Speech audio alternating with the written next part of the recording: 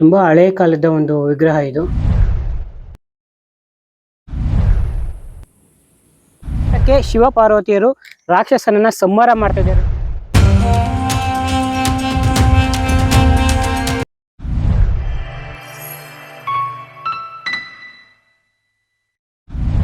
Hi hello ನಮಸ್ತೆ ಸ್ನೇಹಿತರೆ, ನಾನು mister S K from SK TV Kannada.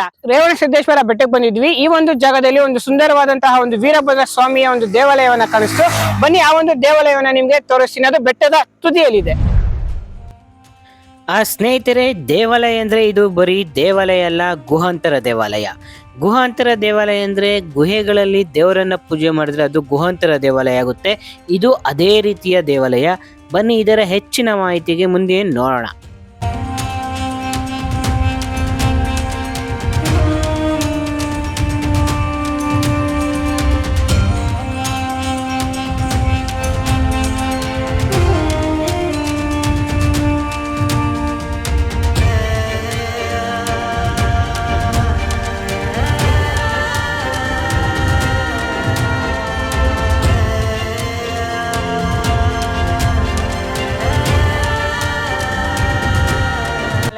ಗುಹೆಯ ವಿಶೇಷತೆ ಏನು ಅಂದ್ರೆ, ಇಲ್ಲಿ ರೇವಣ ಸಿದ್ದೇಶ್ವರರು ಸುಮಾರು 700 ವರ್ಷಗಳ ಕಾಲ ತಪಸ್ಸನ್ನ ಆಚರಿಸಿದ್ರಂತೆ. ಮತ್ತು ಇಲ್ಲಿ 7 ಹೆಡೆಯ ನಾಗರ ಹಾವು ವಾಸ ಇತ್ತು ಅಂತೇಳಿ ಇಲ್ಲಿನ ಕತೆ ಪುರಾಣಗಳಲ್ಲಿ ನಾವು ತಿಳ್ಕೊಬಹುದು. ದೇವಾಲಯದಲ್ಲಿ ಮೇ ಅಥವಾ ಜೂನ್ ಅಲ್ಲಿ ದೊಡ್ಡ ಜಾತ್ರೆಯನ್ನ ಮಾಡ್ತಾರೆ. ನೋಡಿ, ಈ ಒಂದು ವೀರಭದ್ರೇಶ್ವರ ದೇವಸ್ಥಾನಕ್ಕೆ ಹೋಗೋದಕ್ಕೆ ದಾರಿ. ಬನ್ನಿ ಮೇಲೆ ಹೋಗಿ ದೇವಾಲಯವನ್ನ ತೋರಿಸ್ತೀನಿ. ಸ್ನೇಹಿತರೆ ನೋಡಿ, ಶ್ರೀ ವೀರಭದ್ರೇಶ್ವರ ಸ್ವಾಮಿ.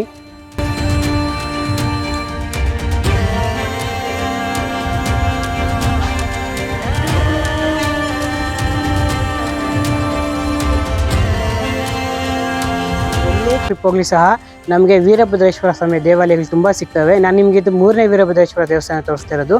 ನೋಡಿ, ಒಂದು ದೊಡ್ಡ ಬಂಡೆಯ ತಳದಲ್ಲಿ ಒಂದು ಗುಹೆಯಲ್ಲಿ ಇಲ್ಲಿ ವೀರಭದ್ರ ಸ್ವಾಮಿ ಮತ್ತು ಭದ್ರಿಕಾಳಮ್ಮ ನಿಂತಿದ್ದಾರೆ. ಬನ್ನಿ ಒಂದು ದೇವಾಲಯವನ್ನು ನೋಡೋಣ.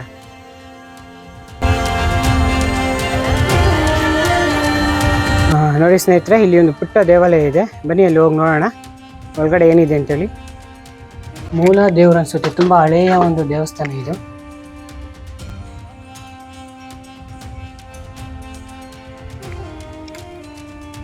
ನೋಡಿ, ಎಷ್ಟು ಹಳೆಯದಾದಂತಹ ನಂದಿ ಮತ್ತು ವೀರಭದ್ರ ಸ್ವಾಮಿಯ ಒಂದು ವಿಗ್ರಹ ಇದೆ ಅಂದರೆ ಫುಲ್ಲು ಸಮುದ್ರಗಿದೆ. ತುಂಬ ಹಳೆಯ ಕಾಲದ ಒಂದು ವಿಗ್ರಹ ಇದು. ಸುಮಾರು ಇದಕ್ಕೆ ಸಾವಿರಾರು ವರ್ಷಗಳ ಇತಿಹಾಸ ಇರೋ ರೀತಿ ಇದೆ. ಸೊ ಆ ನಂದಿಯನ್ನು ನೋಡಿ ಎಷ್ಟು ಸೌದಿದೆ ಅಂತ ಇದು ನೋಡಿನೇ ನಾವು ಹೇಳ್ಬೋದು. ಸೊ ಮೂಲ ವಿಗ್ರಹ ಇದಿರ್ಬೋದು. ಬೆಟ್ಟದ ಮೇಲೆ ಹೊಸದಾಗಿ ಪ್ರತಿಷ್ಠಾಪನೆ ಮಾಡಿರಬಹುದು. ಈಗ ಬೆಟ್ಟದ ಮೇಲೆ ಇರುವಂತಹ ದೇವರನ್ನು ಸಹ ನೋಡೋಣ ಬನ್ನಿ. ಭದ್ರಕಾಳಿ ಸಮೇತ ಶ್ರೀ ವೀರಭದ್ರೇಶ್ವರ ಸ್ವಾಮಿ. ಹೋಗಿ ನೋಡೋಣ ಬನ್ನಿ. ನೋಡಿ, ಈ ಒಂದು ಐತಿಹಾಸಿಕ ವಿಗ್ರಹ ಶಿವ ಹಾಗೂ ಪಾರ್ವತಿಯ ಒಂದು ಒಟ್ಟಿಗೆ ಚಿತ್ರ ಇರತಕ್ಕಂತಹ ವಿಗ್ರಹವಾಗಿದ್ದು, ಶಿವ ಪಾರ್ವತಿಯರು ಸೇರಿ ಒಬ್ಬ ರಾಕ್ಷಸನನ್ನ ಅಥವಾ ಬೇರೆ ಯಾವುದೇ ವ್ಯಕ್ತಿಯನ್ನ ಸಂಹಾರ ಮಾಡುವ ರೀತಿಯಲ್ಲಿ ಈ ಒಂದು ವಿಗ್ರಹವನ್ನು ಕೆತ್ತನೆ ಮಾಡಿದ್ದಾರೆ. ಸಾಮಾನ್ಯವಾಗಿ ಇತಿಹಾಸದಲ್ಲಿ ಮಹಾಸತಿಕಲ್ಲು ಮತ್ತು ವೀರಗಲ್ಲು ಎಂದು ಬೇರೆ ಬೇರೆಯಾಗಿರ್ತಕ್ಕಂತಹ ಒಂದು ವಿಗ್ರಹಗಳು ಕಂಡು ಬರ್ತವೆ. ಆದರೆ ಇಲ್ಲಿ ನಮಗೆ ಈ ಒಂದು ಶಿವ ಮತ್ತು ಪಾರ್ವತಿ ಇಬ್ಬರು ಒಟ್ಟಿಗೆ ಇರತಕ್ಕಂತಹ ಒಂದು ಕಲ್ಲು ಅಥವಾ ಒಂದು ಶಿಲೆ ನಮಗೆ ಸಿಕ್ಕಿದೆ.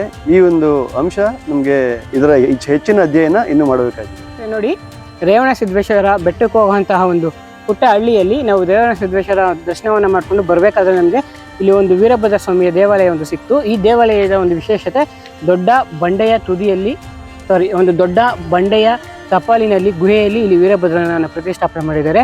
ಇದು ಎಷ್ಟು ಪುರಾತನವಾದ್ದು ಅಂದರೆ, ನಮಗೆ ಇಲ್ಲಿ ಒಂದು ಶಿಲ್ಪ ಕಾಣಿಸ್ತಿದೆ ನೋಡಿ. ಇದನ್ನು ಮಾಸ್ತಿಗಳು ಅಥವಾ ವೀರಗಲ್ಲು ಅಂತೇಳಿ ನಾವು ಇತಿಹಾಸದಲ್ಲಿ ನೋಡ್ತೀವಿ. ಆದರೆ ನಮಗೆ ಇದು ಏನು ಸೂಚಿಸುತ್ತೆ ಅಂದರೆ, ಇಲ್ಲಿ ಶಿವ ಮತ್ತು ಪಾರ್ವತಿಯರು ಇದ್ದಾರೆ. ಒಬ್ಬ ರಾಕ್ಷಸನನ್ನು ಇಲ್ಲಿ ಶಿವ ನೋಡಿ ತನ್ನ ಕೈಯಿಂದ ಆ ರಾಕ್ಷಸನ ಜಡೆಯನ್ನು ಹಿಡ್ಕೊಂಡಿದ್ದಾನೆ. ಪಾರ್ವತಿ ಮತ್ತು ಆ ರಾಕ್ಷಸನ ಮೇಲೆ ನಿಂತಿದ್ದಾರೆ. ಈ ರೀತಿ ಇದೆ ಅಂತ ಒಂದು ಅಪರೂಪದ ಕೆತ್ತನೆಯ ಕಲ್ಲು ನಮಗೆ ಇಲ್ಲಿ ಸಿಕ್ಕಿದೆ, ಶಿಲೆ ಅನ್ನೋದು ಇಲ್ಲಿ ಸಿಕ್ಕಿದೆ. ಸೊ ಇದನ್ನು ನಾವು ನೋಡಿದಾಗ ನಮ್ಗೆ ಗೊತ್ತಾಗುತ್ತೆ ಈ ಒಂದು ದೇವಾಲಯಕ್ಕೆ ಎಷ್ಟು ಇತಿಹಾಸ ಇದೆ ಅಂತೇಳಿ. ಅದನ್ನು ನಾವು ಇನ್ನೂ ಹೆಚ್ಚಾಗಿ ಅಧ್ಯಯನ ಮಾಡಿದಾಗ ನಮಗೆ ಗೊತ್ತಾಗುತ್ತೆ. ಈಗ ಅವು ಒಂದು ದೇವಾಲಯವನ್ನು ತೋರಿಸ್ತೀನಿ ಬನ್ನಿ. ಇದು ಮೇಲ್ನೋಟಕ್ಕೆ ಶಿವ ಪಾರ್ವತಿಯರು ರಾಕ್ಷಸನನ್ನ ಸಂಹಾರ ಮಾಡ್ತಾ ಇದ್ದಾರೆ ಅಂತ ನಮ್ಗೆ ತೋರಿಸುತ್ತೆ. ಇದು ಶಿವ ಪಾರ್ವತಿ ಆಗಿರ್ಬೋದು, ಅಥವಾ ವೀರಭದ್ರ ಸ್ವಾಮಿ ಮತ್ತು ಭದ್ರಕಾಳಿಯಾದರೂ ಆಗಿರ್ಬೋದು, ಅಥವಾ ಇಲ್ಲಿನ ಸ್ಥಳೀಯ ಒಬ್ಬ ರಾಜರು, ಅಂದಿನ ಕಾಲದ ರಾಜರು ಸಹ ಆಗಿರ್ಬೋದು. ನಮಗೆ ಇದನ್ನು ಸಂಪೂರ್ಣ ಅಧ್ಯಯನ ಮಾಡಿದಾಗ ಮಾತ್ರ ಇದು ಗೊತ್ತಾಗುತ್ತೆ. ಆದರೆ ನಾವು ಈಗ ಹೇಳ್ಬೇಕಾದ್ರೆ ಇಲ್ಲಿ ವೀರಭದ್ರ ಸ್ವಾಮಿ ದೇವಾಲಯ ಇರೋದ್ರಿಂದ ಇಲ್ಲಿ ವೀರಭದ್ರ ಸ್ವಾಮಿ ಅಥವಾ ಭದ್ರಕಾಳಮ್ಮ ತಾಯಿ ಒಬ್ಬ ರಾಕ್ಷಸರನ್ನ ಸಂಹಾರ ಮಾಡಿ ಇಲ್ಲಿ ನೆಲೆಸಿರ್ಬೋದು ಅಂತ ನಾವು ಹೇಳ್ಬೋದು ಅಷ್ಟೇ. ಇದನ್ನ ಹೆಚ್ಚಿನ ಮಾಹಿತಿಗೆ ನಾವು ಇದರ ಅಧ್ಯಯನವನ್ನು ಮಾಡಬೇಕಾಗುತ್ತೆ. ಸೊ ನಮಗೆ ಇಲ್ಲಿ ಯಾವುದಾದ್ರೂ ಶಾಸನ ಸಿಕ್ಕಿದ್ರೆ ಆಗ ಅಧ್ಯಯನಕ್ಕೆ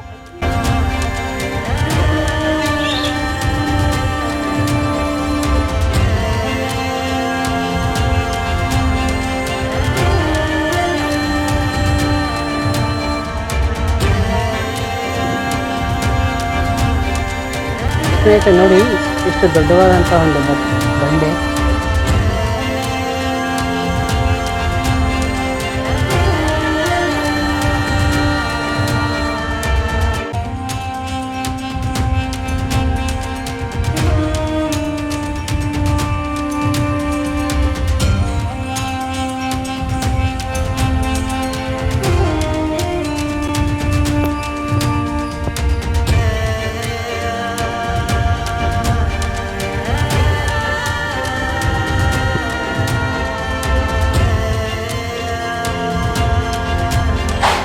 ನೋಡಿ ಭದ್ರಕಾಳಮ್ಮ ಆಗಲಿ.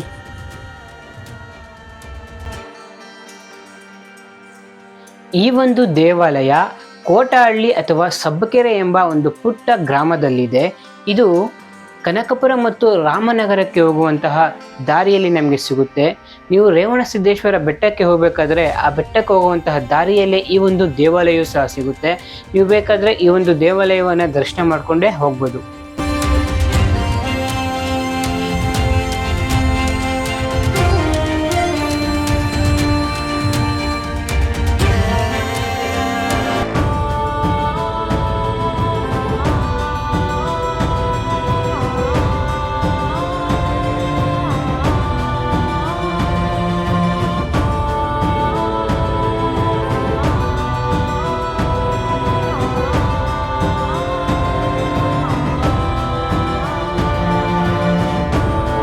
ಸ್ನೇಹಿತರೆ, ಇದಾಗಿತ್ತು ಇವತ್ತಿನ ವಿಡಿಯೋ. ಮುಂದಿನ ವಿಡಿಯೋದಲ್ಲಿ ಮತ್ತೊಮ್ಮೆ ಸಿಗೋಣ. ಅಲ್ಲಿವರೆಗೆ ನೋಡ್ತಾ ಇರಿ SK TV ಕನ್ನಡ ಅಂತೇಳಿ. ಟೇಕ್ ಕೇರ್, ಬಾಯ್ ಬಾಯ್, ಶುಭ ದಿನ.